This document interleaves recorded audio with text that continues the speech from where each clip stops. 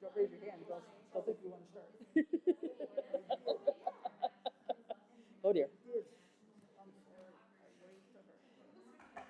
Okay, folks, I think we're going to call the meeting to order.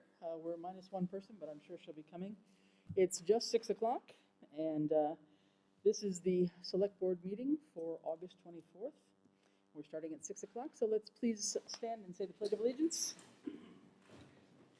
I pledge allegiance to the flag of the United States of America and to the republic for which it stands, one nation, under God, indivisible, with liberty and justice for all.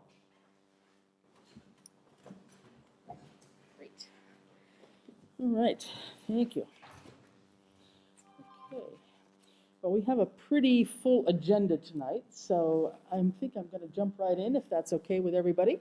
And we have a new microphone at the center here, so hopefully we can hear a little bit better. And we've also changed the open time for the public to the front of the meeting, so that's one thing. But I will ask, because we're all masked, it's going to be probably a little bit hard for people to hear, so get as relatively close as you can to your mics, and then we'll try to speak up as much as we can so that it's broadcast very well. So we have no public hearings, we have no presentations, and our first open time to the public at the beginning of the session. And I'm going to put Tammy on a timer here. Tammy Lunas, 298 College Highway. Thank you for starting your meeting off that way. I was going to ask, at the last select board meeting, it was very hard sitting in this room to hear you guys. Mm-hmm. And I'm getting an echo. Yeah, I know. But if you could, mm-hmm. For those that are hard of hearing, or, if you could speak into that and speak as clearly, that would be really great. Thank you. Yep. Okay. Anyone else for open time for the public? All right. Well, in that case, I think we will jump right ahead. We actually have a joint meeting with the Norris School Committee. And so, John, would you like to call your committee to order? Local Southampton School Committee Board to order, all members present except for Austin Rogers. Mm-hmm. Okay. I just wonder if we could have introductions. Yes, please. Introductions of your... Or they can help introduce themselves. Could we introduce the... John Lombra, Chair of the School Committee. Allison Radon. Okay. Julianne Tauscher. And I'm Deanna Bonneville, Superintendent of Schools. Wonderful. Great, good. nice to Thanks meet for you. Coming. Yeah, great. I'm Renee Groden. Yeah. Chris Fowles. Francine Tishman. Yeah. And Ed Gibson, if you haven't met. Everybody met Ed, right? Okay, good. So it's my understanding that we have an appointment to the Norris School Committee to fill a vacancy, I guess, one of your... Failure to elect. Okay. Now, we did, correct me if I'm wrong, we did have two people on the ballot, did we not? Didn't we? There were three positions on the ballot, one for a 2-year term that was won by Austin Rogers, and there were 2 3-year terms, but only one name on that ballot. Oh, okay. So that would have been, the position that wasn't filled or nobody sought was that of Greg Bennett, who had completed his 3-year term. Oh, he had actually completed. Okay. All right. Okay. So then we have someone who's willing to step up and be part of that committee, at least until the next election. So, John, I'll let you do the introductions if you'd like to. Sure. So the committee would like to nominate Dylan Maudsley, to the position. Is there a second? Second. I will just say before Dylan gives us a few words that in today's day and age, it doesn't hurt to have an attorney on the board. So, I'm glad Joy wasn't here to hear that. Thank you. Who seconded that motion? Allison. Thank you. Dylan Maudsley of 154 Fulmer Road. I'm asking for the board's consideration as an appointment for a 1-year term or until the next annual election to the Norris School Board. I'm a father in town. I have a 2nd grader and an incoming kindergarten going into Norris. I'm deeply concerned about the school, and I feel that my involvement would be beneficial, and I think I would make a good candidate for the Norris School Board. Very good. Thank you. Okay, thank you. All right, I think all we have to do is vote. Yeah? All those in favor? It needs to be a roll call. Does it need to be a roll call? Yes. Okay. All right, let's start with a roll call vote. Roll call, Julian. Tauscher, aye. Umbra, aye. We get to vote too? So Tishman, aye? Falls on. And Groden, aye. Okay, so be it. So thank you, Dylan, for stepping up, and we look forward to you being on the school committee and maybe getting involved in other things as well. You never know. Once you take one step forward, you know, you kind of get your feet wet, and then all of a sudden it's like, there's another committee that. But thank you very much for doing that, and that really will be a big help to Norris, I'm sure. And Dylan, I'll reach out to the assistant town clerk as the town clerk's away, and we'll Right. be in touch with you to get sworn in before Get the sworn next in. meeting. Yeah, yeah, she's away for a few days, so probably would be next week, I'd say, or toward the end. Or actually, her assistant is here, though. She could swear too. Great. Okay. If there's nothing else, then we would take a motion to adjourn. Motion to adjourn the school committee? All in favor? Aye. All right. Great. Well, thank you very much. You are free to enjoy the rest of your evening. Thank you very much. Thanks for coming, everybody.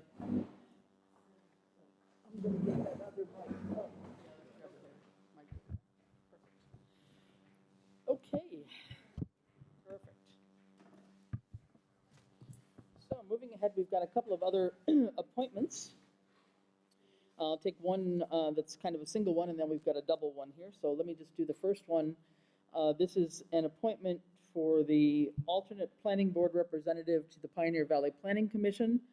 And the nominee, the volunteer for this is Paul Demond, who is the chairperson of the planning board.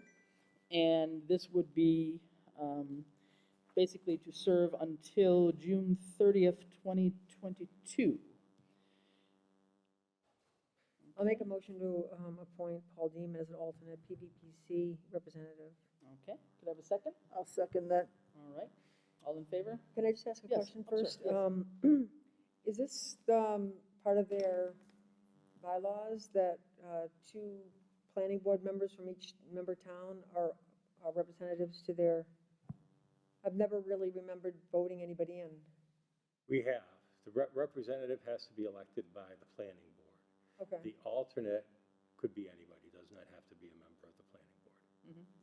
But we have, and I don't know if it was last year or the year before, voted Paul to be that alternate. okay, Yeah, and Dan LaValle is actually the one that right, is the principal appointee from the planning board to be the delegate to PVPC. okay. So All right, Paul Demond thanks. would be the alternate until June 30th, 2022. If no other discussion, could we have a vote, please? All in favor? Aye. Aye. All right. Thank you. The next one is a request from the library to have two persons appointed as library trustees for the Board of Trustees, and this would serve until our next annual town meeting on May 17th, 2022. And the names recommended are Pam Bernier and Jessica McConnell. And Barbara Golden, you're here as library rep, if you would like to say a couple words about these folks. You're welcome to.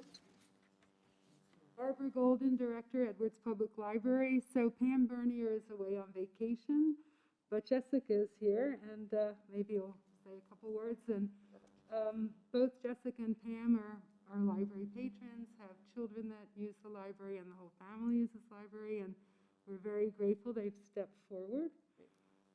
And there were two people who stepped down, and it was a little confusing on the ballot, but the person who was elected was Patty Murray, and she's moving out of town. Okay. And then there was one spot that actually wasn't on the ballot. There were two openings, but somehow things got a little messed up. So here we are. Here we are. Okay. But both of them were on the ballot. Okay. Good. Jessica, if you'd like to say a couple words, feel free. I'm Jessica McConnell, 24 High Street, and like the director had said, I've been a patron for 20 plus years now. I've been a volunteer there. I've donated. Both of my children have volunteered at the library. I feel very strongly about our public library.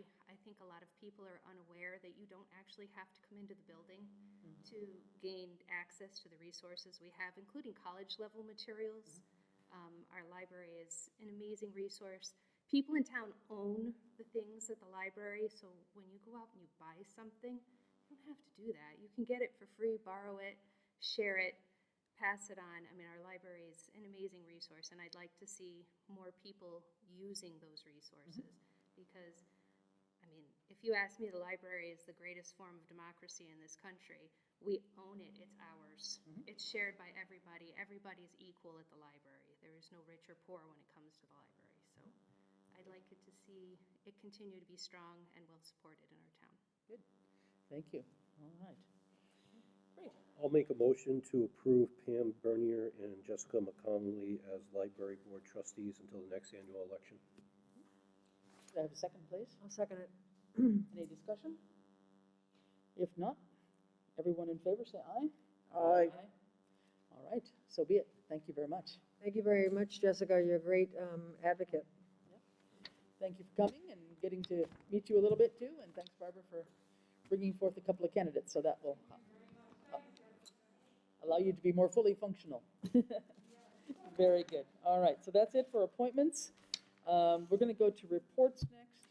Now, select board folks, you'll notice that we've trimmed down the agenda. We tried to trim down the agenda a little bit since we are meeting again next week, and so we pushed a few things off to next week. But nonetheless, we still have a pretty chock full agenda. So let's go to Ed and the town administrator report, and Ed, take it away. Do you have Sure. a printed copy of it or no? Yes. Okay. Yes. You do, okay, all right, I'll just find it. He handed you out. Huh? He handed one out. Yep, okay, great. And the recent tropical storm Henri, which came through the area on Sunday into Monday, fortunately was not as strong as originally predicted. All emergency crews were on standby if needed.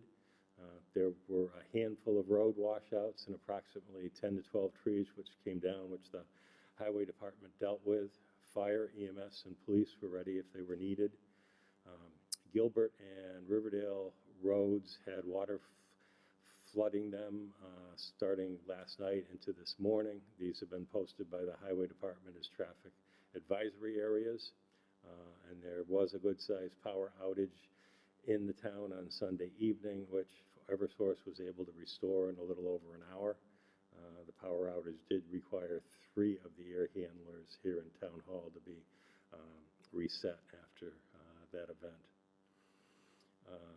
The New Haven and Northampton Canal Greenway Alliance have requested a letter from the Select Board confirming the vote which was taken at the July 27th Select Board meeting, supporting the use of the umbrella name for the entire length of the bikeway as the New Haven and Northampton Canal Greenway, NHNCG for short, for marketing purposes. We do have a letter prepared to this effect for the signatures of the board members, and I'll pass that down after I finish my report for you to sign. The assessor's office will be open on Tuesdays from 8:30 a.m. to 4 p.m. and also on Wednesdays from 8:30 a.m. to 1 p.m. while they're looking to fill a principal assessor vacancy, and those hours will be expanding as of later this week. Last week on the 19th, Melissa Cryan from the state was here to perform a site visit as part of our park grant application requesting a stone path and water pad equipment for Conan Park. Dan LaValle from the Park Commission and Caitlin Swistak and Chris Foles and myself from the Ad Hoc Grant Committee were in attendance. This grant is expected to be announced around the end of calendar year 2021. And just to let you know that this grant would have a requirement of a town meeting vote. So just to make you aware of that. The subgroup for the Old Town Hall envelope study met, and it is recommended that for the next steps that a comprehensive restoration refurbishing project plan be put together by an architectural firm to lay out the different phases of the exterior components of the plan and a timeline for the different phases and cost estimates for those phases. The committee would like to apply to the Community Preservation Committee for funding of some of the first phases, but will also need to request of the Capital Committee for funding for some of those projects and phases as parts such as the flat roof or flashing repair on the back newer addition would not be considered historic restoration or preservation. And then the contract for the construction of the 2 pickleball courts in Conant Park has been signed by the Park Commission and by the contractor H.M. Nunes and Sons Construction and returned to the town on August 17th, 2021. Upcoming, we have select board meetings next week on August 31st, and then for September on the 14th and the 28th. I have a question. What's the completion date on the pickleball courts in the contract? I'd have to go look at the contract. I believe it's December 1st, but I'd have to go take a look. Okay. As long as there is one, okay. Okay. And just to say, on the, just a added point on the old town hall, whereas we had originally thought after we had gotten the envelope study that some of the necessary work might be the drainage around the bottom of the old building, because it looked like a lot of that was wearing away the brick and mortar. Talking further about it, we've really decided that it makes more sense to start from the top down and deal with things like the flashings and various other repairs that need to be done around some of the window frames and so forth, because you're going to have the debris, number one, falling down, and excuse me, and number two, a lot of the brick and mortar, what we're seeing was actually more the mortar that's kind of disintegrating a little bit, but it's natural. It's a 100-year-old building, more than a 100-year-old building, and so to have this on the ground is not actually unusual, and that's going to take a lot of work to do to repoint all that brick and mortar, and so that really needs to be the last part of a comprehensive plan. So the idea was to get really a more comprehensive plan and, but chomp it out into small phases and what's doable, and try to figure out where we can get some funds to make it going. Because until we actually, are able to do something with the police department, we are still going to be needing to use that building. So we need to keep it functional as much as we can. So that's kind of the latest thinking on that study. So we'll be continuing on that. Okay, we don't have any select board reports tonight. We will have those on board for the 31st. So I think there's been a number of meetings over the last week or so. So please just get your select board reports ready for next Tuesday. Quarterly reports, we have none tonight. We will be starting those, I believe, on the 14th of September. And the select board, on the select board page of the website, you have the department and committee board commission schedule for those reports. It's also been printed out. It's going to be on a couple of bulletin boards here, and it's being sent around to the various committees and boards that are not present here in town hall, so that everybody is aware of the schedule. Okay. All right. Moving on to old business. We have the accountant and the assistant accountant positions updates, and if you want to take those one by one, Ed, maybe you can start with those. Sure. For the accountant position update, John Lumbra, Francine Tishman, and myself have interviewed a number of candidates over the past 3 weeks. And we came up with 4 possible finalists that we have emailed and mailed letters of invitation to, that they would have to accept for to move on to the next step, which would be a final interview in front of the select board next Tuesday, August 31st. So that will be the next step. And while we're talking about that, we probably should talk also about the format of those interviews, of whether select board would prefer separate different times to interview each of those candidates, or if they prefer to have all candidates in at once to answer a set of questions. Is this open session? This is open The open session, yes. Right. And so just to clarify, do we have 2 accountant and 2 assistant accountants? No, this is, we have invited 4 for the town accountant position. Oh, 4 for the town accountant. And for- only as 3 finalists. would be appearing. We've had acceptance from one so far, returned the signed letter. We have one that has actually backed out because they have chosen not to, because of the rise in COVID, not to re-enter the workforce at this particular time. And we are waiting for responses from two others. We did give them till this Thursday, the 26th at noon to respond and return that letter Okay. to be included in the interviews. So we would have interviews just for the accountant and not for the assistant accountant at all yet, or? At all yet, correct. Tammy's saying that they can't hear. Uh-huh. So maybe, can you move your mic a little closer or something? Are the mics close enough? Try again. I can't pull it any closer. So. Yeah, it's hard, I know, with the mask, it's a little hard. So anyway, just to reiterate, so we had 4 candidates, of which there would be 3 available, possibly if they all respond to the invite for the interview, Correct. to come in next Tuesday for an interview in public session. What's anybody's druthers? I mean, the way I've usually done it would be individual interviews. It would take us more time, but I don't know. What's anybody's thought? John? So just, I think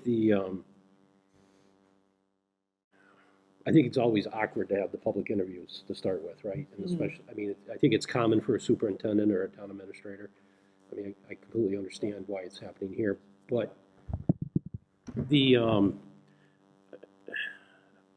I guess I would prefer one-on-one, single interviews.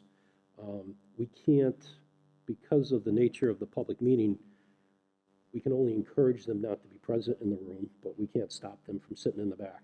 And we have to ask the same questions. Yeah.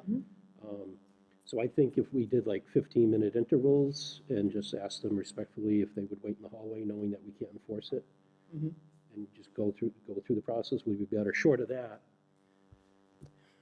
change the setup of who answers which question first, and then just put them all on the line. Yeah, I mean, it could be the same questions, just in a different order, Yep. as we're answering them, asking them. I don't know. And Nope. Go ahead, Francine. Yeah, go ahead, Francine. Yeah, I agree with that, just simply because we would be asking the same question. If they were all lined up 3 times, I think we might lose track, and so would people watching, of who answered, how they answered each of the questions. So if distinct and dedicated time to each candidate, so that we can all focus on them as we go through all of the questions, I think gives us a better picture. Okay.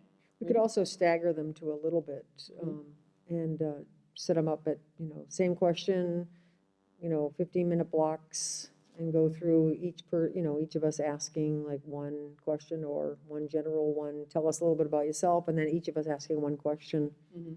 The same, and then stagger them, because it would be a little bit awkward with, waiting in the hall, kind of a thing, even if it was a voluntary thing. Yeah, so we could do one and then do some other business in between, you mean, and then bring in another one? Is that what you're talking about? Usually like 6:30, 7:30, 8:30 or something. Yeah, something like that. Okay. Something like that. Well, we can talk about that. Now, do we have, I believe we had some questions from one other time when we did this publicly. Do we want to, everybody submit a question or two to Ed for that interview, or what would you prefer to do? I don't know what questions you've already been asking exactly, so. We've got some from the last set of Yeah. finals that we've had that I can send out to everybody, and you can just, send your preference back to me. I believe Mr. Lumbra has some questions that he believes would be pertinent that if you want to send them to me, John, I'll send those out too, and then we'll pick those out and go from there. Yeah. And I might think that probably 25 to 30 minutes versus 15 minutes might be a better thought time frame. Yeah. Okay. Okay. The other thing I would suggest, Ed, is that you circulate the questions to the members of the select board who did not participate in this initial round, so that they could see the kinds of questions that were already asked. Yeah. You may want to repeat some, or you may want to just, I don't know if we want to summarize each of the candidates' responses, or just take a fresh look at them when they come in next Tuesday. Yeah. Personally, I think a fresh look would be good, rather than summarizing somebody else's opinion about what they heard. I mean, I'd rather hear it for myself, I think. I don't know. Fine. Okay. So if we have if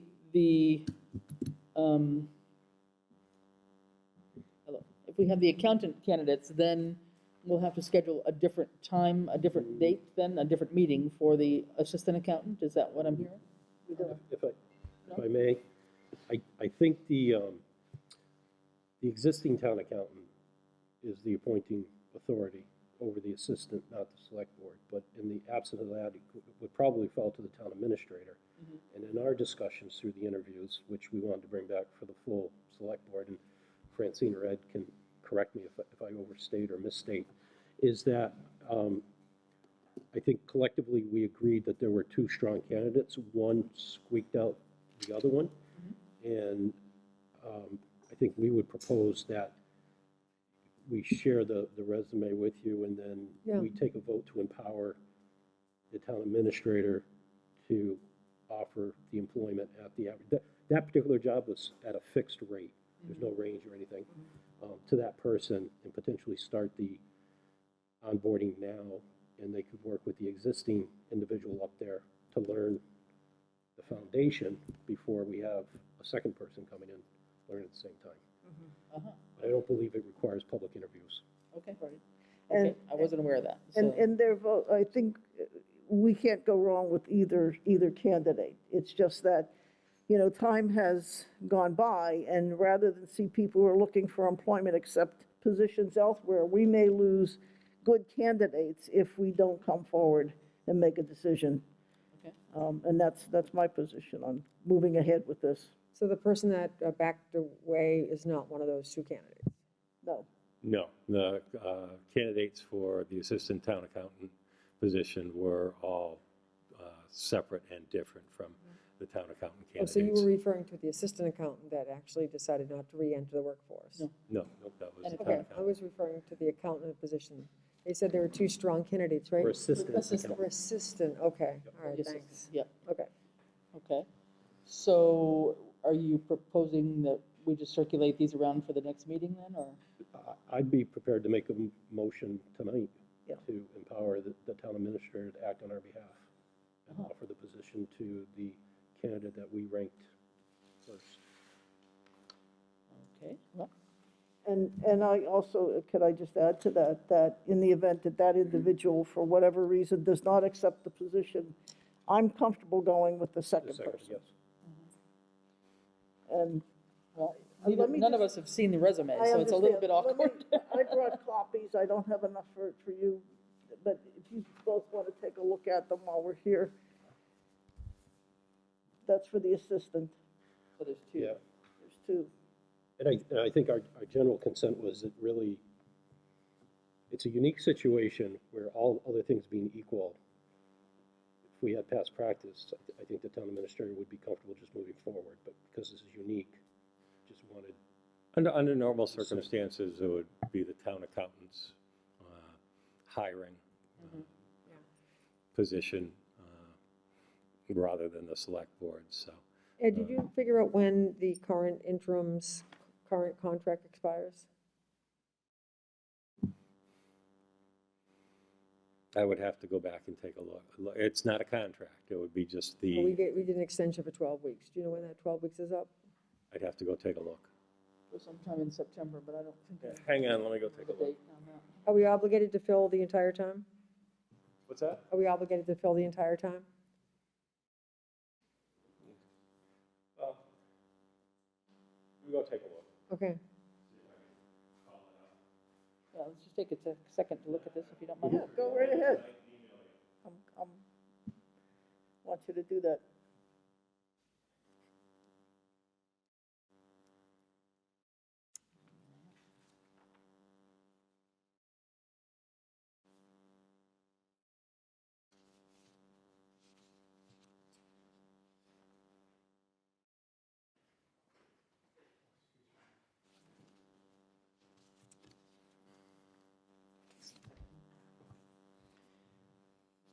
Do we know which one is, We haven't heard which one they're recommending. The typewritten one would be candidate one, and the handwritten one is candidate number two, just so you understand the order.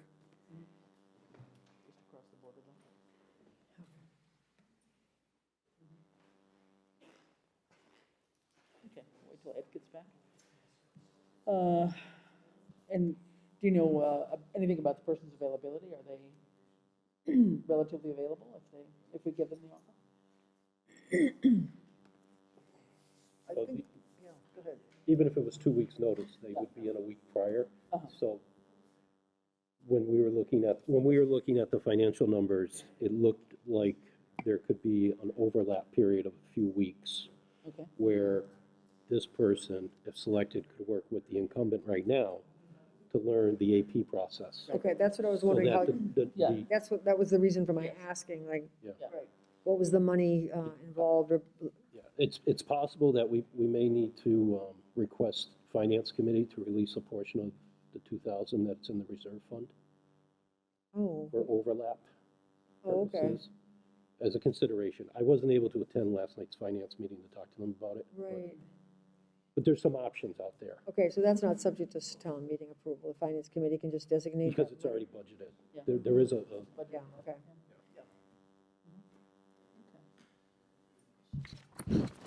the intent would be to have overlap for a little period of time. Yeah, that's why I was wondering about the length of the contract and basically how much money would be in the budget line to do an overlap.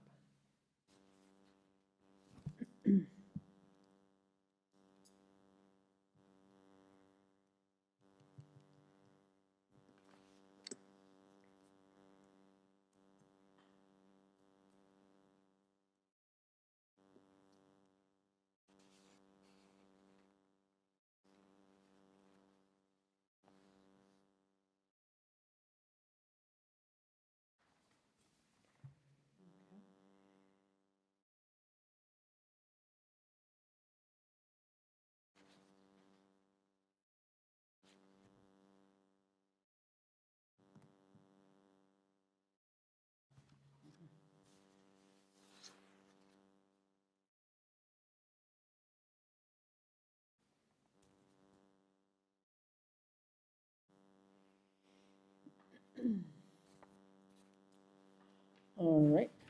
Shall we wait till Ed comes back? You know, that was the line. Mm-hmm.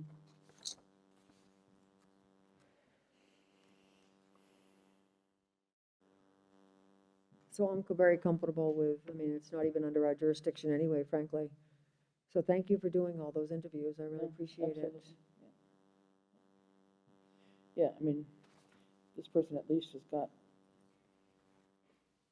background in the banking sector and Both of them do, actually. has a certificate in accounting. Yeah, they're both good. And so, yeah, okay. All right, well, we'll see what you think. Yeah, So is there a motion on the table yet, or do you want me to make a motion? we were just waiting to, Yeah, Okay, thank you. so motion to empower the town administrator to offer the position of assistant town accountant to candidate identified as number 1. And if they choose to pass, to immediately move to candidate number 2. And that would be pending the results of reference checks. Correct. okay. All right. So that's motion on the table. A second? Second. All right. Any discussion? Do we have any information yet about possible overlap and any, when the current arrangement ends with, The current appointment by the board to the interim will expire on September 14th. So if we do want some overlap, we may want to extend that for a period at a future meeting. and there still would be some funds available to do that within the contract? Yes. Or within the arrangement with the company? Okay. All right, so at this point, we won't make a decision on that, but we'll have that maybe for the next meeting, depending on whether this person, well, no matter what, whether a person accepts or not, we still would need to have some level of overlap, most likely, right? So, Did it say on the application their availability? We did ask the question, and I believe, I don't think anyone had more than 2 weeks. Yeah, I feel both of them could potentially be available sooner. Okay, And we would have to send it forward on a PCF to the right. PPPB anyway. Okay. okay. All right, so if there's no more discussion, could we have a vote, please? All those in favor? Aye. Aye. All right. Great. Okay.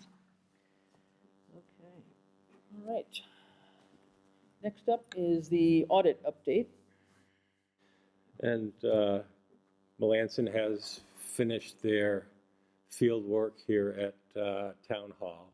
I did check with them as a follow-up to see if they were had finished that or were be coming back in. They have finished any direct work that they will do here, and they are reviewing what they have, and I expect an update the end of this week. And they said that they would go through what they have. They do have quite a lot of information, and if there was anything that they still needed, that they would let me know so that we can provide it for them. All right. And then the idea would still be to have somebody come and do a presentation for us of the draft report. Yes, So at this report, it probably would be one of our September meetings, most likely? Yeah, most likely. okay. So just a question. So Ed, you were able to complete the asset worksheet they were looking for? Yes. Just one. Yeah. Took me a little bit of a time to go back through everything from 2020 and figure out what should be added or deleted, but yes, I was able to ascertain that information and get it to them. Okay. All right, so we're going to hope to hear something more on that, maybe as they get back to us even next week, at our next meeting, or certainly by the first of our September meetings to understand what our status is there and get the final, or get a draft at least presented to us. Absolutely. Okay, and you're still going to circulate, if you will, please, the one from last year, so that we have a reminder to ourselves what the issues were from the last audit? Yeah, I just said, if I can't find the electronic file copy, I will have the hard copy taken apart and scanned. Yeah, okay. Would that be up on the, in the Dropbox, the management letter? I don't believe so. Okay. Yeah, I don't remember filing it anywhere myself last time. I know we would have seen it, but I don't remember where I would have put it, so. All right, well, that will be our intent, would be to have last year's at least so that we can also get familiar with what some of those issues were last year before we even know what the draft is this year. That would be very helpful. Well, they'll let us know that it's a review. Oh, believe me. Oh, yeah, I'm they sure do. they will. They're very good about that. I'm sure they'll remind us. They but jog our memory immediately. for those of us that might want to read a little bit ahead of time to get prepared, that would be fine. Okay, nothing else really for old business. Let's move on into new business. We've got a few things. Just the first one, just something relatively banal, maybe, but just some comments about select board communication protocol kinds of things, just to remind ourselves what we had set up last year. And basically, now that we're here in person, we're able to have people in town hall come and talk to us during open time for the public, and we always ask that people identify who they are and where they live, and so that's nothing changed. Should we end up going back to Zoom meetings at some point in time, we would ask that people who want to speak to us through the open time for the public portion also be on video. We had made a practice to not entertain requests from people that were just phoning in. We wanted to know who the person really was, and we were really maintaining that notion that people had to also have their video capability to do that. And then just in general, whenever we get texts or letters that are anonymous, we will not be reading any of those during select board. That's been our practice as we've done that in the past. And then most importantly, I think as we do get communications in from time to time from residents about something or other, oftentimes it's to the select board in general. The town administrator may or may not be copied on it. Sometimes it's to one select board person. What we would request is that it come in basically to the select board and most likely to the town administrator as well. If Ed is not addressed on it, I will most likely forward it to him. But basically, I would like to just reiterate that in my role as the chair, I will endeavor to respond to communication so that we don't have everybody jumping in trying to respond. And if I will make a point to set myself a deadline of within 24 hours, I will get a response out, most likely within the same day, unless I'm really jumping around not knowing that there's a message that's come in. But then I will get a response out, and if I don't have the response, I will definitely involve Ed, and if we have to reach out to the appropriate town departments, we will do that. But that will sort of consolidate communication and not have very many people, just trying to answer a question. And those that have got information that want to share it with Select Board, by all means, we can put it as an agenda item, or people could come and talk about it, in the open time for the public during their 5-minute time frame, et cetera. So we'll just try to keep our communications organized and hopefully be able to be responsive to anybody that comes in with things for us. Okay? Any questions on that? Just, if I get an example, if I get a communication from a citizen on an individual matter, and I think that it belongs with the whole board, if I just send it to the general Select Board email address, Ed's part of that distribution list, correct? Not necessarily. Yes. Oh, you are? Yeah. Okay. Right, All so I right. can just forward it to that Okay. group and send it. I think it's supposed to go through Ed, though, Yeah. because I think that Yeah. it encourages deliberation if it Yeah. comes from Select Board to Select Board. No, I agree. I just want to know do I have to go and forward it to 5 different email addresses, or can I just send it to that general one and then everybody gets it? Yeah. Right, everybody gets it. It goes to you, Ed, right? Right. You send it out. I to mean, Ed. it'd be better to go to the- Ed, and then Ed well, would forward it, I would think. The would be my- general hierarchy is if there's an issue, they should be reaching out to the department head. If they have not been satisfied on that level, they should be reaching out to me. And then if they're not satisfied at that level, that is when it should come to the Select Board. So that's kind of the way it is, okay? So, Yeah. okay, it doesn't really answer the question, but I I'll think work around if it. somebody gets one individually, I would just say, just forward it to Ed, and Ed will let me know, and we'll work on how we distribute it, okay? It will get distributed. So Ed will be the point person to distribute stuff. If we get something individually that's just addressed to one of us, just forward it to Ed. If it's a general matter. Yeah. Yeah, okay. Okay? All right, moving on. Next, we have, on the schedule, we have the J&E Tiff Agreement Annual Report.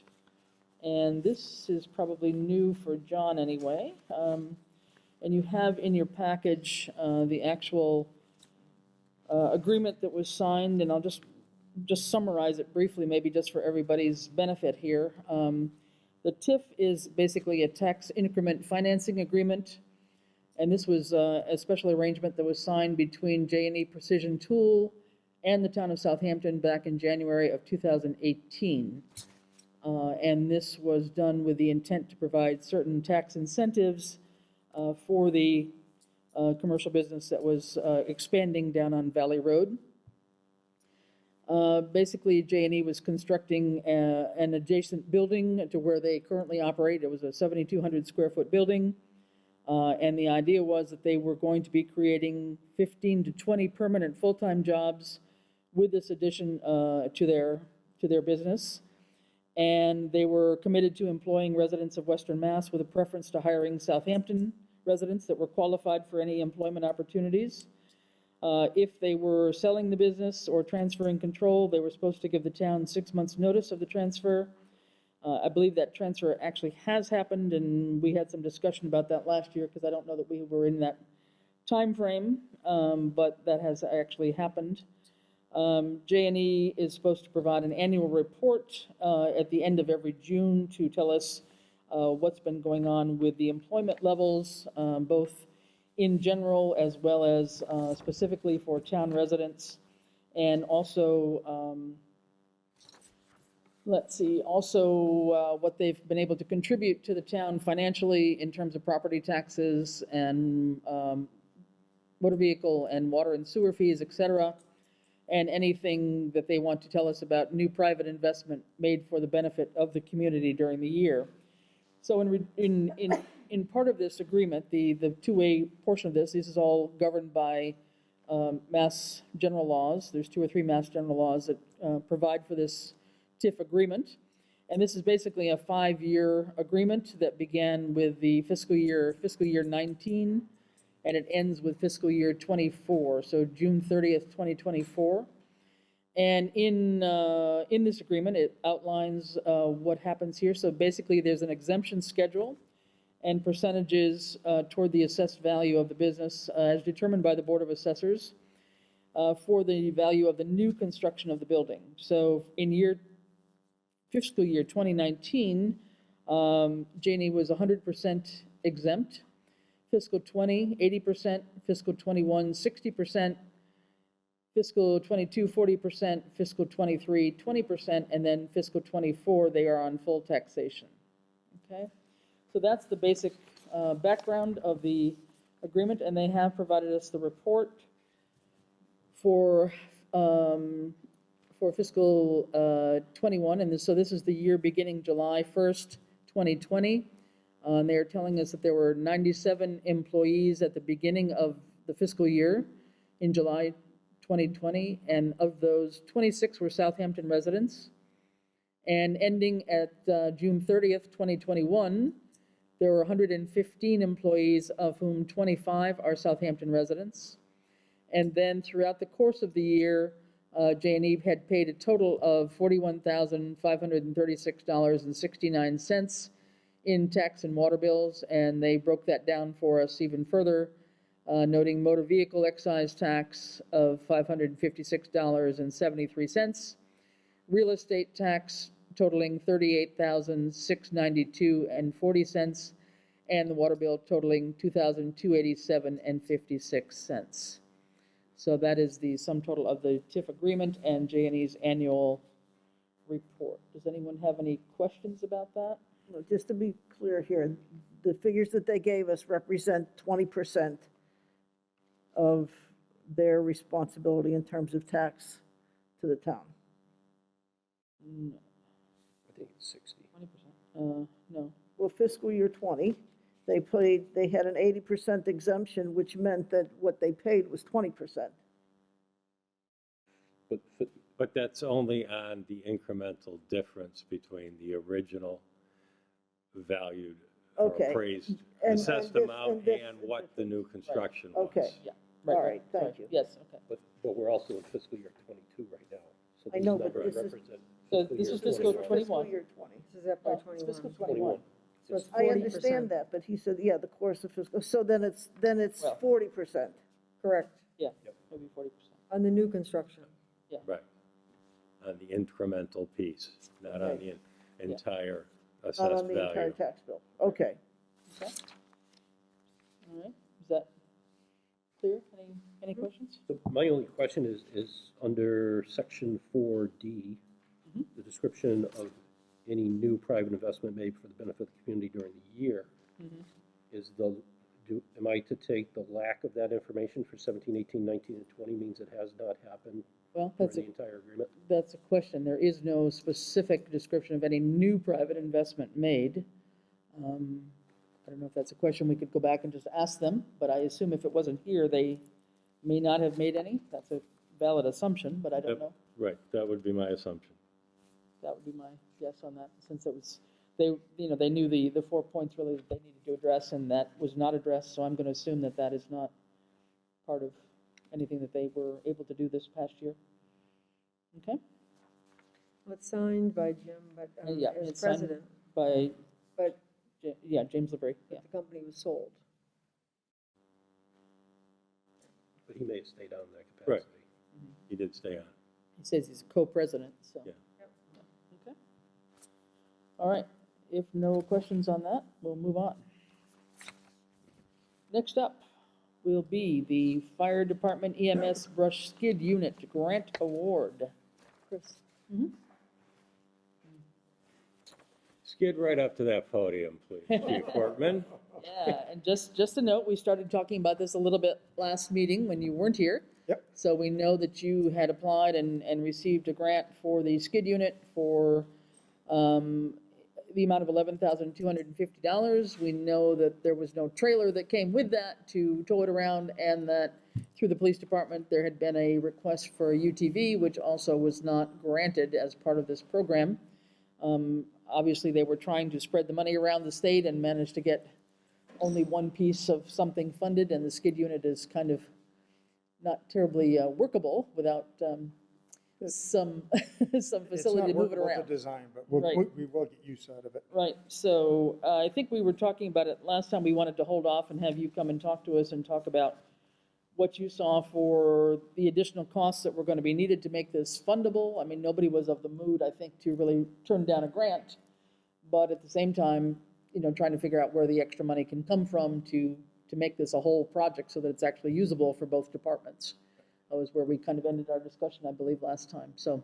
Well, I'm encouraged you don't want to turn down the grant, just Well, because it's you a know, good. it sets a bad precedent to turn back grant money, in my opinion. You know, I think that's not a great thing, so. But yeah, so give us some thoughts in terms of what you have in mind of making money for a pier. So, first off, both police chief and myself had identified a need for a UTV. It would benefit in search and rescue operations, emergency medical operations. We have a fair amount of wildland that's in Southampton. It's extensive and hard to get at in different places. We have at least one call a year where we seem to have resourced outside communities to come in and give us aid. The unfortunate side of that is some of those outside communities, our last one where we really got a UTV was probably an hour before it showed up on site. So there's a big time delay. If someone is hurt in the woods, that's a large, very large time delay, because they always talk about the golden hour of trying to get in and give somebody medical attention. So it's an identified need by both police and fire. We had originally thought that we'd do it through a capital expense. We'd started to write it for capital expenditure. We recognized through probably some of your efforts that there was a grant that could potentially fund it. So we pulled it from capital expense just because we'd rather write a grant than have to go to the town for any kind of capital money. We had written the grant, very competitive grant. Unfortunately, they only funded part of it. I'm not sure what the rationale was. I know that I've had coffee with Senator Vilas a couple of times now. Very good guy, understands the challenges that the fire department is up to, that Southampton's up to, from my perspective. Great that it came through. It is challenging just in that it was just the skid unit that goes into a UTV, and we didn't get funded for the UTV nor the trailer to keep it all in. We can use the skid unit in the back of our utility vehicle. It could go in the back of that. It could function as a second brush truck. It wouldn't have the same equipment nor tank quantities that the brush truck has, but it would be available. It's a second line of defense. It could go into another point of the fire. So I think it's a helpful thing. So I would encourage us not to turn down the grant. I would very much like to move forward with this. I've already got the same people who had gotten the skid unit for the brush truck are the same ones that will be providing this skid unit. And we actually get a discount because we use the same folks. And so I'd like to move forward and get the skid unit and use that money that the state has offered us to buy it. And what are your thoughts about other grants that might be available to try and go back again for a UTV or a trailer at least, or something? I'm a big proponent of grants. I mean, I've written over $1 million worth of grants in my career. I certainly think that it would be, anything that we can find grant-wise related to anything, I think that we want to do our best to go for. That includes UTV, that includes trailer. Certainly, just in talking with Ed and the chief, perhaps there's a used alternative that we could go to. I don't think anybody's looking for Taj Mahal. I think we just want a good serviceable thing that will do what we need it to do here in Southampton to keep our residents protected when they have some sort of emergency out in the wilderness or fire or such. Chief, can you just explain for people listening what a skid unit is? Sure, yeah, maybe what a UTV is too, right? So an all-terrain vehicle is just one of those short little vehicles that you see that goes through the wood and is probably annoying for some people, but fun for a lot of other folks. They have a payload, so they have a little body in the back that you can use for equipment. The skid unit is designed to go into that body section of one of these utility vehicles, and it would include a tank, a pump, and a provision for a stretcher, and actually comes with a stretcher that collapses to go, because you're going through the woods, you don't want a big long stretcher, so it includes the stretcher as well. So those are the components. The trailer is pretty important to the process, only because we're fairly limited in storage space, number one, in our buildings now. And also, when we have all of our resources on a scene, often the resources are deployed deep within the forest. So when we bring equipment to the staging area at the road, we can't keep it secure unless we keep it in a locked trailer, because we may not, if we go for a fire, we're not going to use the stretcher that would be part of it. There may be some other equipment that we'll have in there that we just want to keep secured on scene. So it would double to store it, bring it to a scene, and keep it secure at a scene. Does that answer your questions? Excuse me, I've had a long day. Had a bunch of calls today. It's a good thing for keeping busy, but. Well, and I think, one of the things, I think it might have come up at the last meeting, that there was some thought about possibly bringing it to the capital committee, and, our challenge there, I think, you and Ed have probably already hashed that out a little bit, that, with things that didn't get done last year, we've got some big items most likely in our capital budget request coming forward, I would assume, this year. So to assume we can do it out of capital is not necessarily a given. Do we have a sense of, we need both the UTV and the trailer, or what's our total costing, if that's the truth? That's the ideal, just because if we have a UTV without a trailer, it then becomes a little bit more difficult to logistically get the UTV to the site. Just because if we're going up to Ty Carmody, it's a number of miles to get up there. You have to load it up. You'd have to have some sort of, he may have a trailer that might fit a UTV, but I don't know what else is on it. I mean, so could we figure some other thing out? We're used to getting by. I've been level funded for 8 years. I bet he has too. My guess is we've been getting by as best we can with what we have. And I think we're good at that. And it's a necessity in this current climate, fiscal climate. And so we're going to do just the best that we can with the resources that we get. So if we get a skid unit, we're going to put it in the back of a pickup truck, and we're going to use it as best as we can. If capital doesn't have money, I certainly wouldn't make any assumptions for anything, especially with pandemics and everything else that's gone through.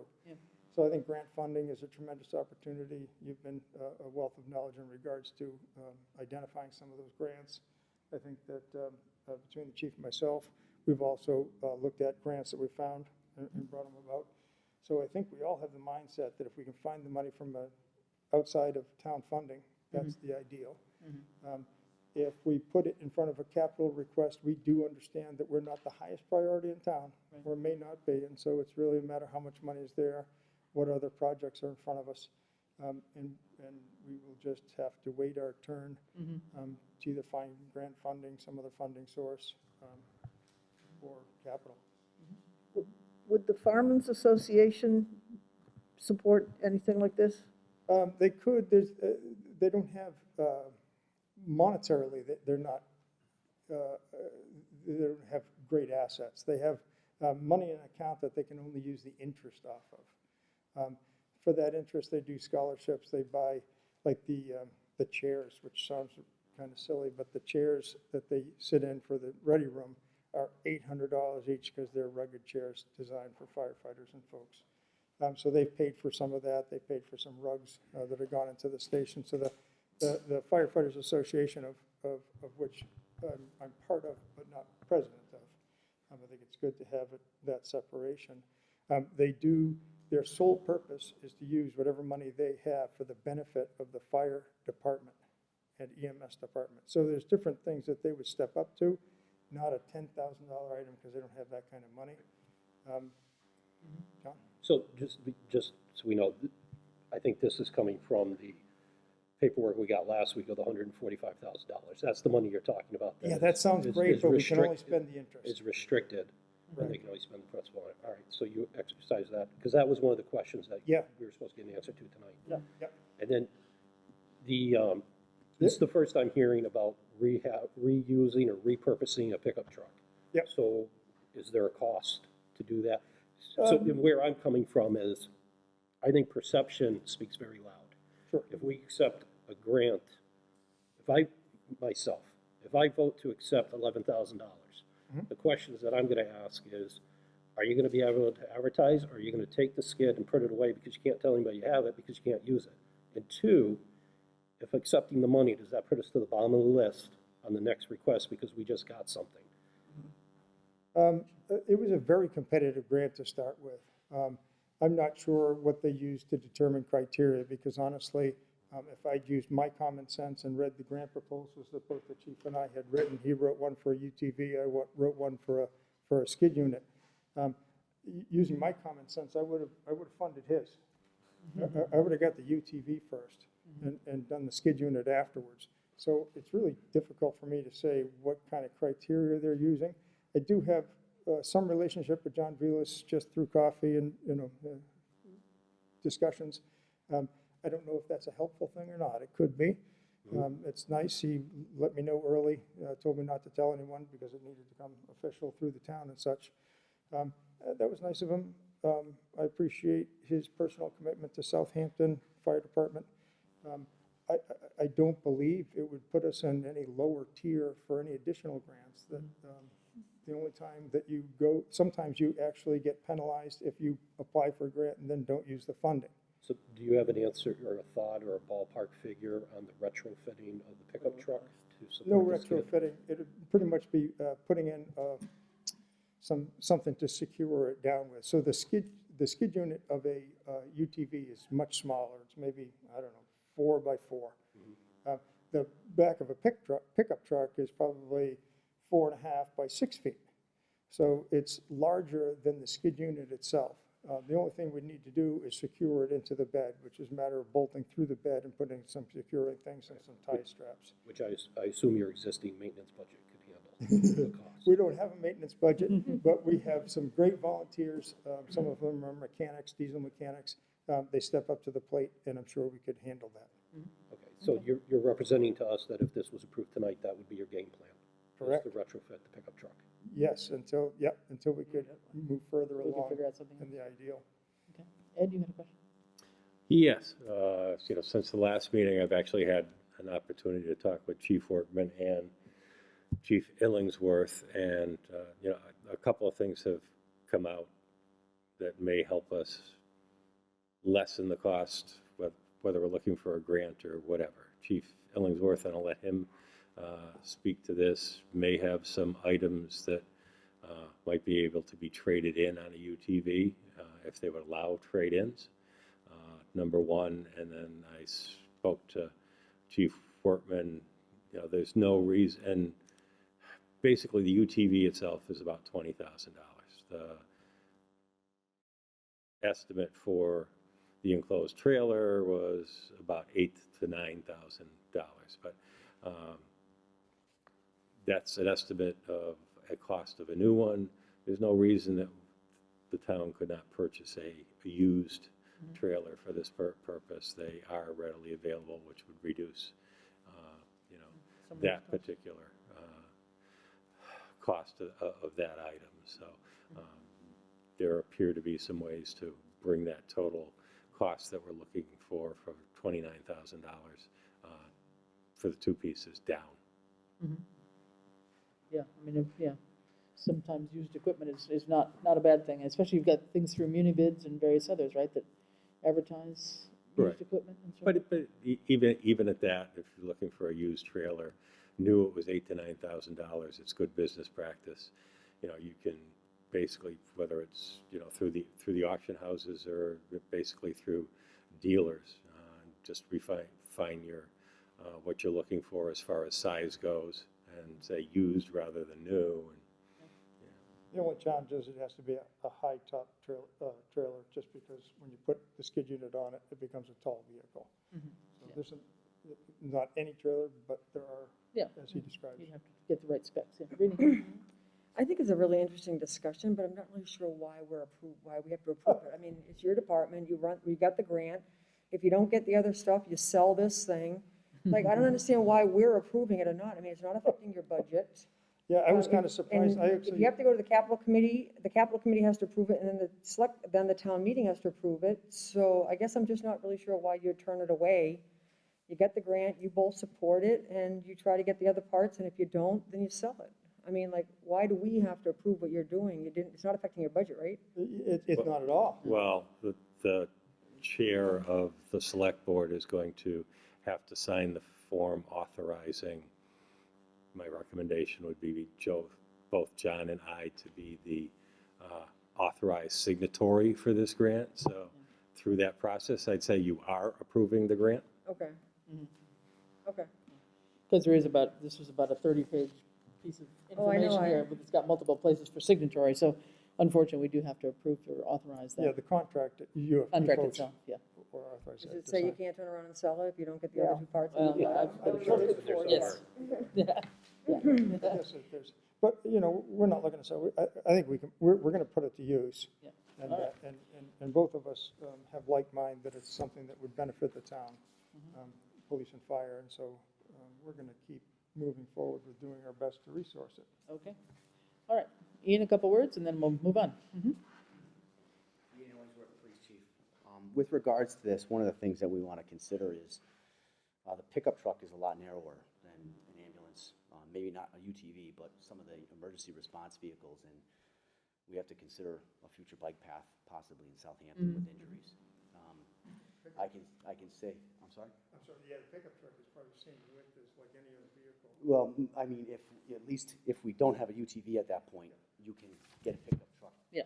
likely down a bike path where you will not be able to get an ambulance Right. based on the width. So that is, if we don't have a UTV by that time, at least we have some form of a resource where if there is an emergency, we can get out there. Okay. We also at the police department have 2 ATVs, one's functional with an enclosed trailer. I am absolutely willing to trade those in efforts to come to a common goal of getting a UTV if we can't get funded. While that won't amount to $20,000, I can tell you that, plus the trailer, at least it's something towards it. Sure. Okay. Good to know. All right. Thanks for that. All right. So, having heard all that, do we have a motion? I'll make a motion based on the representation that if once accepted, it will actually be used and put in service, that we authorize the town administrator and the fire chief as signatories on the grant. Okay. On the contract. Do I have a second? On the contract, yeah. I'll second. All right. I'm not really comfortable with the motion that will okay it, providing it's used. Like, what does that mean exactly? I mean, I'm not really sure, Well, like, I'm happy to withdraw my motion if you'd like to make a different one, and Well, no, I was just wondering, I mean, what qualifies it being used, I guess, is the well, question. I guess my earlier comments were, I stated this 2 weeks ago, I was not prepared to vote in favor of this. If it meant that we were gonna buy it and put it on a shelf and say, well, yeah, we got this, but we're never gonna use it. It's now been represented that it's gonna go on a truck, and it's actually gonna get used, so now I'm in favor of doing it, as long as it doesn't end up on a shelf somewhere, waiting to come up with the 20,000 or 30,000 to get the. If the intent is that it'll be in service, I agree with that, and I'm comfortable with it, and we'll look forward to using it. So would you like to just amend your motion a little bit, or? No, I'm comfortable. Okay. Further discussion? No? It's up to him, it's up to them. All right. All right. And I just, there is a disposition clause in this on page 16. Depending upon the residual value, it looks like we wouldn't have to do any further reporting on it if we were to turn around and sell it, is what I'm saying. Yeah, I don't really look at that circumstance, but certainly it's good I that mean, it's there. as a suggestion, if we didn't get the Yeah, ATV, well, but that's not where we're going. I definitely We would should not just recommend look- that. we should I just think look we at got enough that anyway. initiative and drive that we're gonna keep at it, so. That would set Okay. a very bad precedent. Even if that clause is Okay. available, I would definitely not recommend us doing that. So I Okay. think with the notion that you have the idea to do some We're gonna do it. renovation of a pickup truck to make it usable and/or look for trading in some equipment while looking for grants, I mean, I think all of those are options that are doable, that would make it comfortable to say, okay, let's go ahead and take this, and it will be put into service as soon as you can figure out the right mixture of tools and creative thinking. Yeah, the biggest thing is really just, I know the manufacturer is just waiting for everything to be Yeah. signed, so I can order it, because it'll take a little bit for it to be fabricated. I'm sure it's not ready to come. Most things are backordered, I'm sure. Okay, so if there's no other discussion, could I have all those in favor say aye? Aye. Any opposed? I'll abstain. Okay, I just don't think it's enforceable. That's all right. okay, All right. Thank All you right. very much, certainly Thank you. appreciate it. all right. Thanks. Thank you, John. All right, Next, moving on. A couple more things. Ed, just our COVID-19 update, please. Got anything to talk about there with? Not a lot of updates. The numbers are still climbing through, not only nationally, but the state. And most are due to the Delta variant. And, I will add that I believe it was yesterday the FDA did approve the Pfizer, fully approved the Pfizer vaccine. So there is still a push to have those that have not been vaccinated to encourage them to be vaccinated. But other than that, that's pretty much about it under COVID-19 updates right now. In Nothing our, on Southampton? sorry, yeah, in Southampton itself? Nothing on Southampton. Any number I of have cases? not seen any new reports for Southampton itself. Is the dashboard still available? Is it coming back out by town? Is it I'm not sure about that. No, it's by county. by county? Is it? Yeah. Has the Board of Health done anything or said anything? No, it's by county, and last I heard, we Okay. were in, We were still in the yellow zone the Yes. last I knew, so some cases, that's for sure, but not out of control at this point in time. Can I just ask John, is there any update on as far as the school is concerned? Last time you said there was gonna be a large meeting and, like, is there any, the plan is to start school and no. So from Norris's point of view? Huh? Yeah. From Norris's or Hampshire? Yeah, Norris. Well, Norris's, yeah, so the school committee voted to adopt the Board of Health's recommendation that masks across the board, regardless of vaccination status. And we're continuing to keep Norris closed to the public. Parents can still go in, but they're restricted to the immediate lobby. So the old days of grandparents and that having lunch with their grandchildren is still on hold. And we're gonna revisit it every month with all the protocols and monitor the situation. So there's no distancing plans like there were before, it's just mask? It's mask and there is 3 feet where possible, or greater per DESI's guidelines. and then I think there were some spacing requirements for busing. Correct. Yeah. Under the federal regulations, yep. Okay.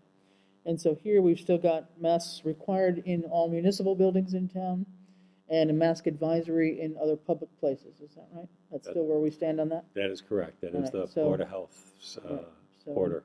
Yeah, and then I did see today that the Board of Education has authorized the commissioner to have the authority to issue a mask mandate for schools in Massachusetts this fall. I have not seen any follow-up as to whether the commissioner has issued any particular mandate to that effect as of yet. Okay. All right. Any other questions on COVID?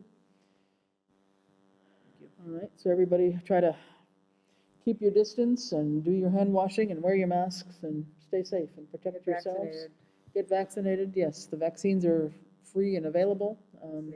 All sorts of places are having open clinics to get vaccinated. So if you haven't had a chance, we really encourage you to do so. All right, the American Rescue Act update. I believe we have a little update. Well, we're still waiting. They are supposed to release some further directives, both either late this week or next week. We'll see if they actually do that. We do know that we can use the American Rescue Act for capital projects such as water, sewer, broadband expansion. We do know that we can use the American Rescue Act funds to pay for trainings for the police department that are required due to the police reform laws. And I believe we And we did receive our, second tranche. well, yeah, it's the portion for this fiscal year that is our, because we don't have a county form of government, so we did receive that funding into our coffers last week electronically. And then the anticipation is we will get both the second half of our municipal funds and the second half of our county allotment approximately 12 months from now. Okay. So we really need to be having some meetings coming up.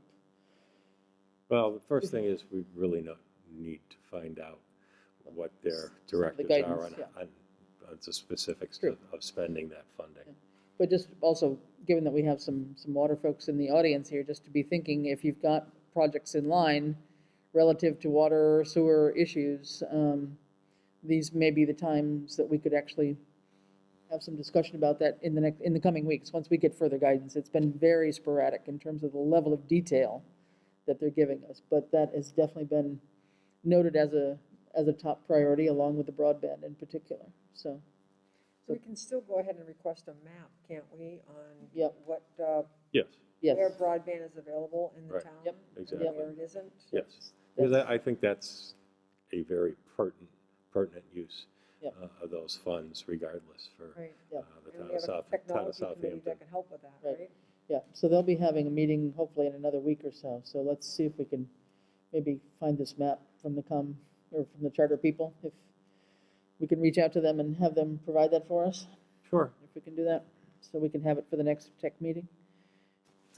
I think we'll be on the 1st, if I'm not mistaken. It's next week. Yeah, next Wednesday. So, but just to say that, if there's a list of things that you've been thinking about and have as a plan of projects, keep them handy, because we'll probably be coming to talk to you about them. Okay. All right, onward and upward. The revenue expenditure, where do we stand with that, Ed, in terms of, there's nothing in our packet tonight? No, right? there's no updates on that.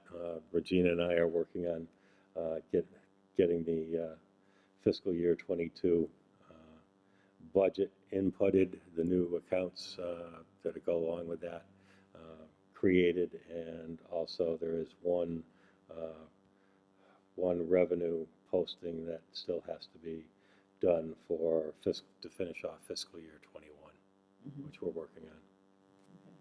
So at some point, though, we still need to see the sort of the closeout in a way, at least the rough closeout of where we stand at the end of the fiscal year, right? With the 21, with the correct. department transfers and so forth that we've Correct. approved. All right. Yep. Can we aim for that for the next meeting, or at least the early September meeting at the latest? The first September meeting. All right, let's assume we'll get that done so we can at least put fiscal 21 behind us in our heads anyway, and have a better idea of where we stand. And hopefully with new people coming on board, we can jumpstart and keep on track with all of our expenses and our income going Well, forward. it'll be nice to have, shall we say, more person hours available in that Right, office to get more done. For sure, yeah. Because In terms of the- I'll be the first to tell you that, Yeah. the constraints of 24 hours at the most, and then whatever time I have available, are not adequate at this particular time. right, exactly. So, okay, a couple more things here. Under new business, the VHB proposal for the East Street Bridge construction oversight. So this is basically a monitoring contract type thing. Ed, you want to Yes, explain some of this? it's monitoring during the construction phase.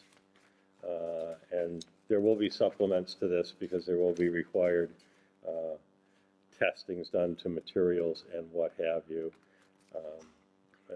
Chris did notice that there is a misprint on the second page of this particular construction proposal, and Pleasant Street will be Yeah, I was wondering about that. changed to East Street. East Street. So, if the select board wants to wait to approve this until the next meeting when we have that changed, or approve it subject to that being changed, either one of those will work. Okay. And just to go through this, so this would be basically having VHB provide some technical oversight, part-time, well, it's more administrative service kind of oversight from the way I'm reading this, but they're going to be attending certain meetings and coordinating with the contractor, the engineers that are doing the work. They're going to be doing some on-site construction work observations, at least during the work. They're going to be answering questions and doing all sorts of other kind of reviews, but then there's also going to be a geotechnical service that's included in this. And VHB is proposing a group called O'Reilly, Talbot, and Oaken to carry that out, and they will be the ones that will be much more into the technical detail of looking at things when they're driving the piles and doing all the analysis of things that are happening with the work down at the bridge. So all in all, just to note the cost for anybody here, where did I lost So it? the total cost is 62.9. Yep. Like I say, there will be additional addendums to this as other services are required. You know, one of the items that construction oversight goes along with it is the construction contractor makes submissions on materials and for billing to the engineering firm, which the engineering firm actually goes over, approves to the construction contractor, and then sends along to the town. Mhm. Okay. So this is quite a good-sized Mhm. project, so Yep. this is one that we definitely need that construction oversight phase for. Is this included in the $2.5 million? What's that? Is this included in the budget for the $2.5 million? We are covering this through Chapter 90, just to make sure, because we will be tight on the $2.5 million. Okay. How does that affect the other Chapter 70 projects that Randall had planned? This is totally separate from that. Doesn't affect them at all. Doesn't affect it at all? No. All right, so the total is 62.9, of which 12.5 is the geotechnical sub-consultancy. Correct. Do we want to tentatively approve on this while waiting for the change to be made, rather than bringing it back to the next meeting? What would anybody prefer to do? And if so, would you give me a motion? I would move to approve it subject to the correction on the second page. Changing it from Pleasant Street to East Street. Right. I'll second that. All right, any other discussion on that? So Any thoughts? I Yeah, just, John? I guess it's just a clarification, maybe, or maybe not. But is this project being overseen by our highway superintendent, or is it being overseen by the Mass DOT? And here's why I'm asking the question. It would be overseen by VHB. VHB. Who is giving us this proposal, but who on our side of the fence, who has our best interest at mind, that is not just a select board member myself, who doesn't know whether this is good for us or bad for us? That would be the highway superintendent, myself. And have both of you, because I don't see a recommendation, so I'm assuming both of you have Yes. blessed off on this. We both highly recommend. And I'm good with it. Okay. All right. I have a motion and a second already. Okay, motion and second already. Okay, all those in favor? Aye. Aye. All right. So again, just pending the correction. We'll wait to sign it until that correction is done, okay? But we don't need to bring it back to the next meeting. All right. Select Board to designate the Chair of the Board of Water Commissioners as the authorized representative for the DEP Asset Management Planning Study. And this is a bit of a confusing one, but we'll hear more about it. I tried to look this grant up on the website, and it's a very complex program, it seems, from the DEP. But Ed, if you want to do a little explanation, or if we need... Sure.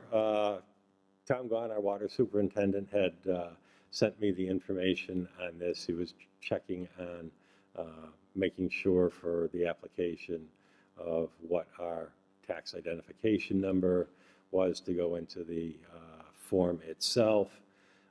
Then as I was looking at the other forms that he had sent along for the application, there is an authorization by the governing body that gives the water superintendent the ability to sign for the application. When I was looking at that, I had a question on what the governing body was, so I had reached out to town council for their opinion on whether the water commissioners would qualify as the governing body, or was that the select board? It was town council's opinion that it was either to be done by town meeting by a vote or the select board by a vote. So knowing that, I added it to this agenda as an item for the select board to authorize the water superintendent, Tom Gahn, to be the signatory for the application, and would list the select board as the governing body authorizing that. All right. And just to explain this a little bit, just so that people listening have a clue here, my understanding, this is a project to improve or there would be an application to the DEP and the Mass Clean Water Trust, I believe it is, to expand and improve upon the existing asset management plan by looking at asset inventory improvements, looking at critical risk analysis and asset management program plans. So the grant proposed here, or I guess that you would be asking for, is $65,738 with in-kind and other contributions of total of $44.50. So the total amount would be $109,788, and this looks like it's one of these where there has to be about a 60%, I think about a 60% match on costs, 40%, maybe 40%, yeah. So I don't know, so this has not been applied for yet. And if somebody Jim, you want to tell us a little bit more about this? And It's been applied for and it's approved. We're just waiting to get it. okay, you've already put in the application for it. Yeah, we're executing it at this point. You're right, correct. And it's for, our assets are our pipes and our tanks and our buildings, and it's for planning grants to maintain them and know how we're supposed to treat them and know when we need to replace them. And it's part of a flushing plan also to take care of that. Flushing is maintaining our pipes, and it's basically to have the document so everybody knows how to take care of everything so that we can meet the DEP regulations. So you've got the on this form anyway, the agency or the consulting firm that's going to be helping you, or has helped you, I guess. Maybe did they actually help submit the application? CEI, right? Or was Okay, it so the Comprehensive Environmental Yep. Incorporated. So they're folks that have been already vetted by the DEP. Yep, they work with us all the time to try to get us grants. They've gotten us several Okay. in the past. And the only reason I'm asking, just from my role in the grant committee, I tentatively looked at the website, which I did find rather confusing and complicated, but there's definitely a list of pre-qualified firms that have to be used, and I didn't see this one's name in there. That was my concern. So if they've already been vetted, maybe they just didn't make it on the website list, but they're definitely not there. They actually got it for us. Yeah, okay. So do you know when you'll have the grant? What's that? Can you explain what you meant by that? They actually applied for it for us. Yeah. Oh, So that's what they do for us. Yeah, well, I'm just hoping that they have done whatever they need to do with DEP, because it was pretty clear that it was from that list, and not seeing them made me Grants through worried. DEP with them before. Yeah, I know, but those It's change. not on that, yeah. I mean, people get qualified and disqualified too, so I mean, just so you're aware, I didn't see it on the list anyway. Do you know when you'll be notified about this at all, or? Nope. And it's how long a period is it? I think it's 18 months. To get it finished? Yes. So it's basically going to be a written plan is what you're coming out with, in Yes. terms of the end It's deliverable. engineering, yeah, engineering and a plan. It's like an operations manual. Okay. so what are we being asked to do here then? We're being asked to authorize Tom Gahn to You would be the governing body, so you would authorize Tom Gahn to be the signatory. be the signatory on What? it, should they get it. Should they get it? Or the application's already gone in, right? So. Right, exactly. Much like you authorized John Workman and I to be the signatory on the contracts for that state grant for the skid portion of the UTV. Right, but we've already got. This we don't even know that we're going to get. So are we ahead of the game Are we here? authorizing the signature for the grant application or for the study? I would say you're authorizing it for both, the The application grant's already and gone study. in, so who signed it? The application's gone in, but they won't know yet on the grant, whether they get it or not, right? Right. This is the, would be sent in as authorizing Tom to have been that official signee or signatory for the application. Which has already been submitted. Okay, we got, This is a retroactive Right. action. how long ago did the grant go in, do you know? I don't remember.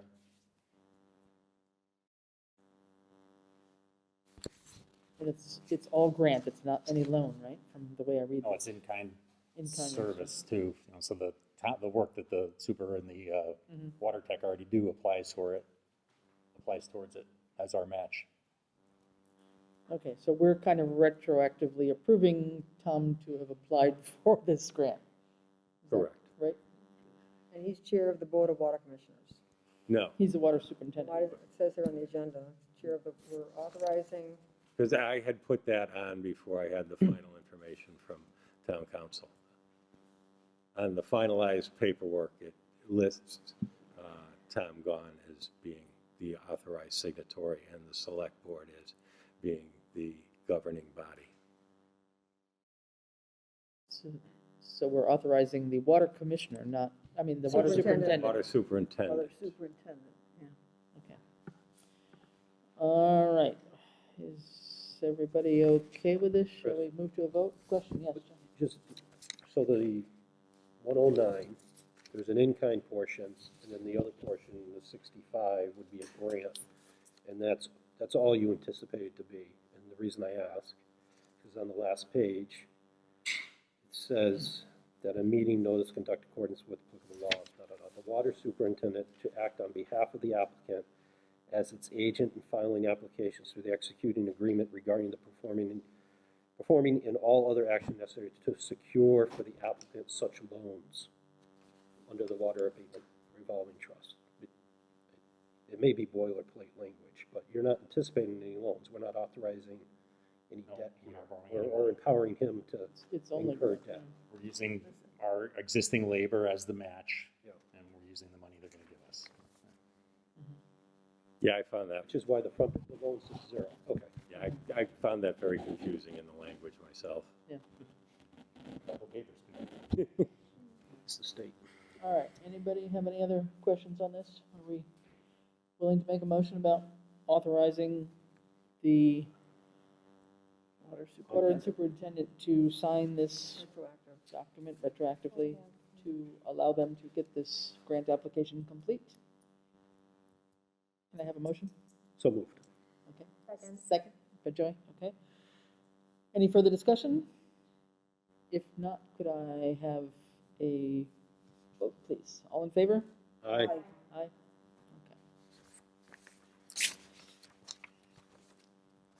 Right.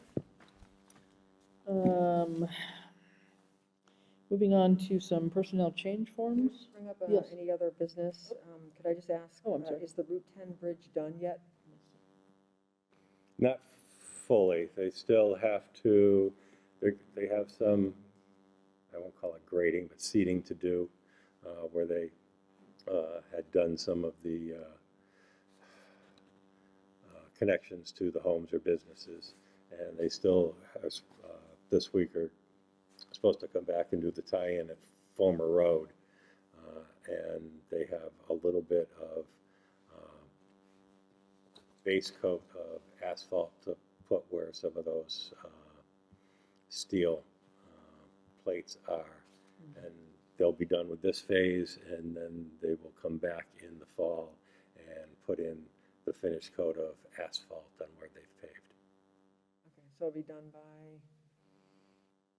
next month or so? I would imagine, I mean, they should be out of here and have those plates out of here by the beginning of next week. They may not come back until October to do the final paving, because the longer you wait and let it settle, the better off you are. Depends on when the cold weather comes in, that the asphalt plants will close. Sometimes You can figure it's pretty close to, going to be pretty close to Thanksgiving time. If the weather's mild, they might stay open until maybe the beginning of December, but Can I just ask that the CARES Act, what's happening? We have to the end of the year, and I know we always feel like we have a lot of time, but it's almost September. So just to make sure that we look at how much money Yeah. is remaining. Yep. and- We're gonna, Ed and I are meeting on Thursday on this, and so we'll have some reporting for the next meeting. We were trying to eliminate a few things for this period, and we hadn't had a chance to actually meet this week, so Okay. we have got a plan for Thursday to sit down and go through things, so. Thanks. Okay. All right, some personnel change forms. We have a PCF and a separation form for Martha Leamy, our principal assessor, just extending the last day of her work due to her resignation to, I believe it was August 5th maybe, and this is extended to August 10th. I'll make a motion to approve the PCF for their resignation effective August 10th. Okay. Could I have a Second, All right, all in favor? with commentary, any discussion? with commentary. Yep. There was no financial impact. Instead of being paid out for vacation days on the 5th, the coverage continued to the 10th Mhm. to continue medical benefits, Okay, all right, which is why the change. okay, very good, yep, okay, I'll get that. All right, thanks. Next, licenses and permits. We We have didn't to vote. vote on it. Oh, I'm sorry, hello, sorry. We have a motion on the floor, yes? Okay, all in favor? Aye. Aye. Thank you. Lose track of myself here. All right. Next, we have licenses and permits. We have one from Dorothy Forster of Fulmer Road. This is for a one-day wine and malt permit at Conant Park for Saturday, September 4th from 9 to 6, and it's for her 90th birthday party. So happy Motion, early birthday, Dorothy. motion to approve. All right, good second. All right, all in favor? Aye. Aye. All right. So, early happy birthday. Another 90-year-old here in town. Very good. Okay, we're not going to do any warrants today. We'll get those on the next meeting. No other documents, I believe. We do have the letter we just passed around. That's fine. No minutes and pending items. I've just added one thing to the pending items, and for any of you who have been on the board, kind of refresh your memories too. If there's anything you're thinking that we haven't captured that we want to come back, that we never really finished off, but we had a request, I don't even remember when, last year sometime, by a family to consider naming rights and consider naming the East Street Bridge after their family member, their father, who had actually been a longtime highway superintendent here. And we really weren't sure what we were doing with naming rights, what we had to do to research that. So it's just a pending item I want to keep on, and maybe we'll get to some conclusion on it over the next few months here. Wasn't that someone who was a veteran? I think the other person was the park thing. But nonetheless. Yeah. Nonetheless. Yeah. The point is, we want to be able We to want have to, a we want policy to or something. research it and understand, what we can do to do something like that, because we don't really have any kind of policy or procedure in place. Okay, so those and the same old ones that are always on there for pending I'd love to items. hear about the doers. I know there's a lot going on, but that's $130-something thousand that we don't want to lose. Mhm. Yep, so let's have a We get an update on that yeah, next time? next time. Let's do a more complete update on that next time. Okay, fine. All right, and then obviously our calendar announcements. Next meeting on August 31, as well as September 14 and 28. All right. So with that, I think we have just about met our deadline for getting through open session. Any further comments? If not, we are going to prepare to go into executive session. And we have a couple of 2 or 3 different agenda items here. We have, first of all, a joint session with the water commissioners per MGL 30, Chapter 30A, Section 21A2, to conduct strategy sessions in preparation for negotiations with non-union personnel, or to conduct collective bargaining sessions or contract negotiations with non-union personnel, water department employee. Also, MGL Chapter 30A, Section 21A3, to discuss strategy with respect to collective bargaining or litigation if an open meeting may have a detrimental effect on the bargaining or litigating position of the public body, and the chair so declares. This is for Local 130, New England Police Benevolent Association Dispatch. Also, MGL Chapter 30A, Section 21A3, to discuss strategy with respect to collective bargaining or litigation if an open meeting may have a detrimental effect on the bargaining or litigating position of the public body, and the chair so declares. This is for the highway. And then MGL Chapter 30A, Section 21A7, to comply with or act under the authority of any general or special law or federal grant-in-aid requirements, approval of executive session minutes for June 29th, 21, July 27th, 21, and August 10th, 2021. So with that, I would like to have a motion. And before Oh, the sorry. board makes a motion and moves forward with that, I will remind the water commissioners that you have to call your meeting to order in open session to go into executive session for the same reason. Thank you. Yeah. Why don't you come up to the mic here a little bit so we can all hear everybody? Calling meeting to order at 6:40. Do I have to read that? 7:40. 7:40, sorry. You need me to read that entire MGL thing, because I don't have it. I would say for the same reason as the select number board. one that the select board had just read. Conduct strategy session. So Conduct MGL strategy Chapter session, 30A, Section 21A2. Vote to go into executive session. All in favor? Okay. With that, the select board will be taking a motion to adjourn and move into executive session, and we will not be returning to open session. So can I have a motion to move to adjourn first and move to executive session? I guess. Is it customary to name individuals being invited in? I mean, because of what's on the list?